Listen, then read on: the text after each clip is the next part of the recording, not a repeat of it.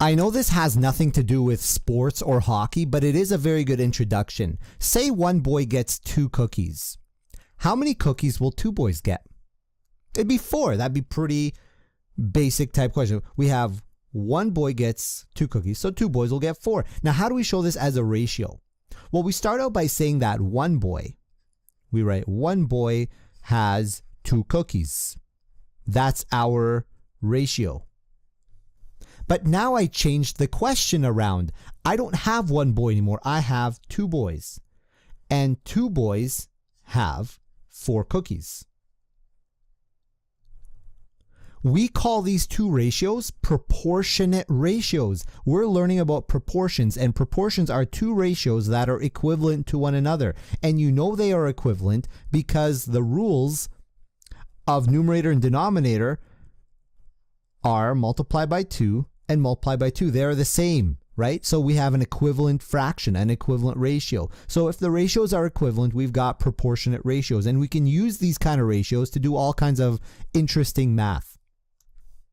Here's the question I will throw at you. How many boys will you need for 10 cookies? How many boys will you need? How many boys for 10 cookies? I know you can do this in your head, on your fingers. I know you can just shout out the answer. I get that. But it is vital that you learn how to show your work and how to represent these sort of proportions. That's the important part because the questions do get tougher. So let's start with the easy questions and learn how to show our work. How many boys will you need for 10 cookies? Whenever you solve proportions, I strongly encourage you to find a known ratio first. Find a known ratio. Our known ratio is some ratio that we know both numbers for. So let's think about this a little bit. I told you first, I showed you a picture of one boy with 2 cookies. That's our known ratio. We knew that one boy has 2 cookies. We know that.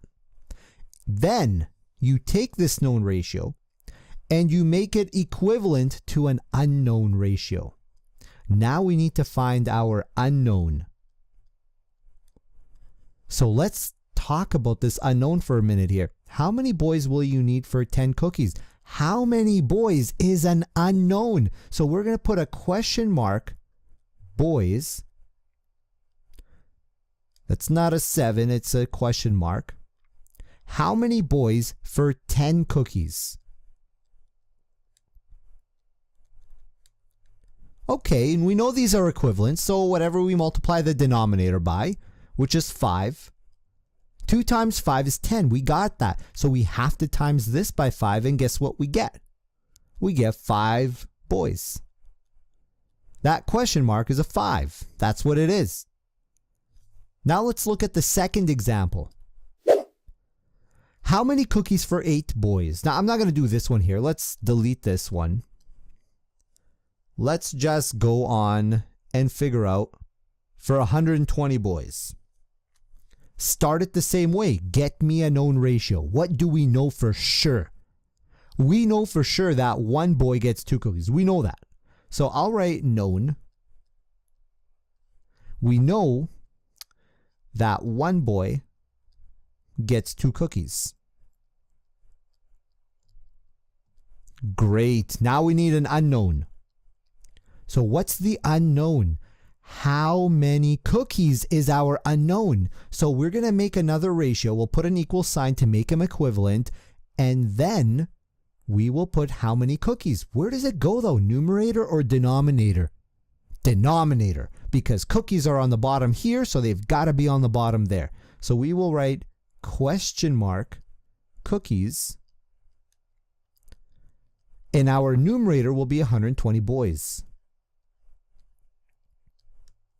This is pretty straightforward because 1 times 120 gets us 120. So we multiply this one as well. We get 240 cookies for 120 boys. Now, I know some of you can do this in your head because these are simple questions. These are much more simple than what we're about to see. But you have to understand the format, which is known and unknown, before you move on to the more complex questions. So if you understand this, let's move on. Otherwise, rewind this section and learn it and master it. Here's Patrick Kane, one of my favorite hockey players. And I've got some proportions now we're going to use to figure some stuff out about him.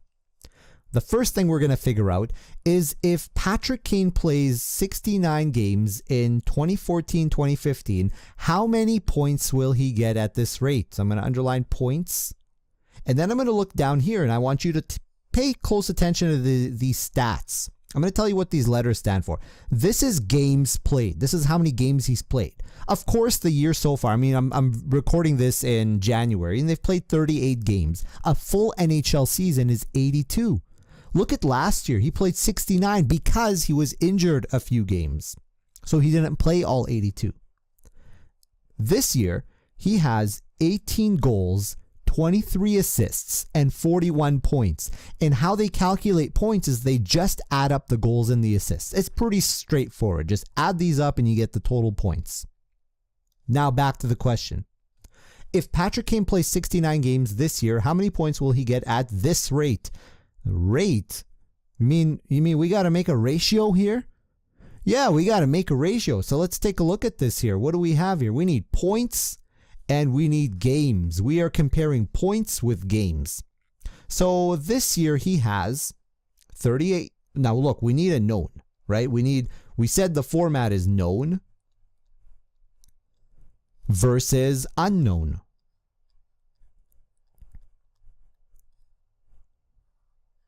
Unknown.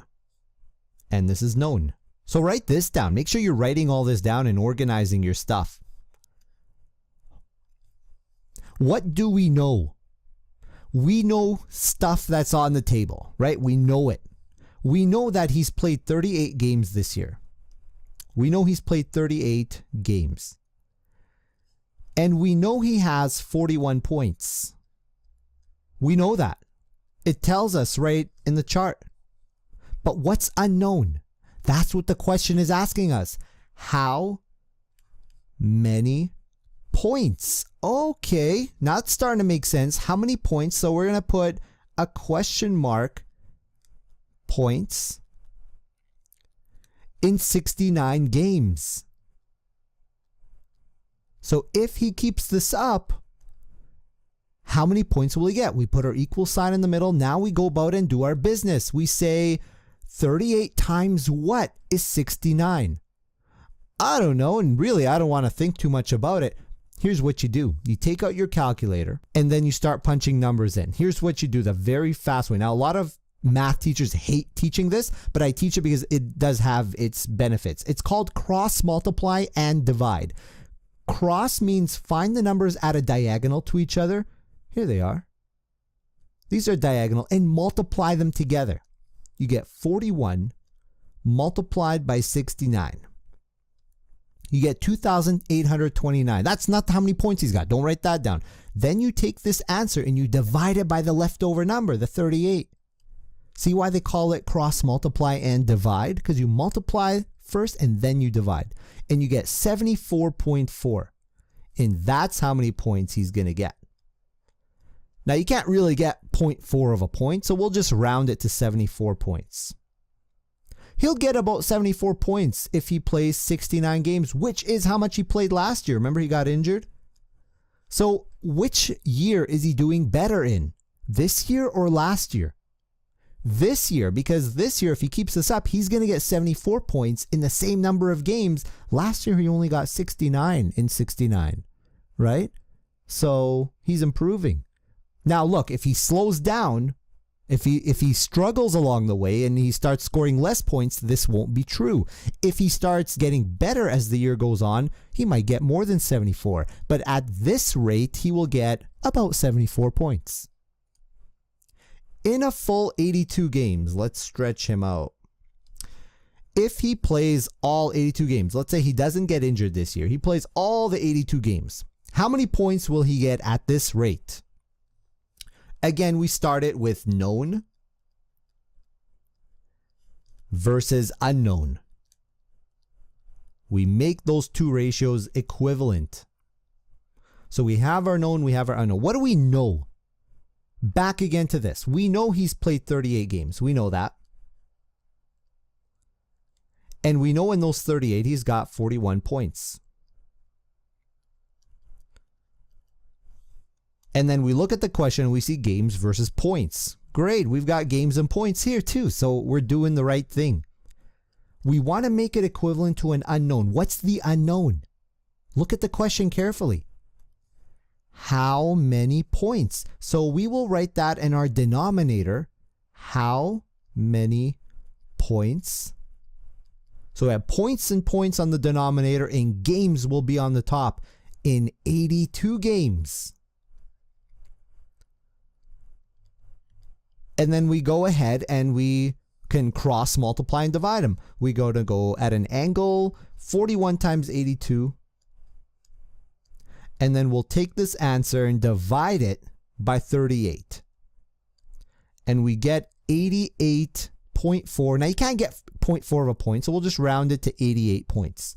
He will get about 88 points, which is the number on his back. That's his jersey number, 88.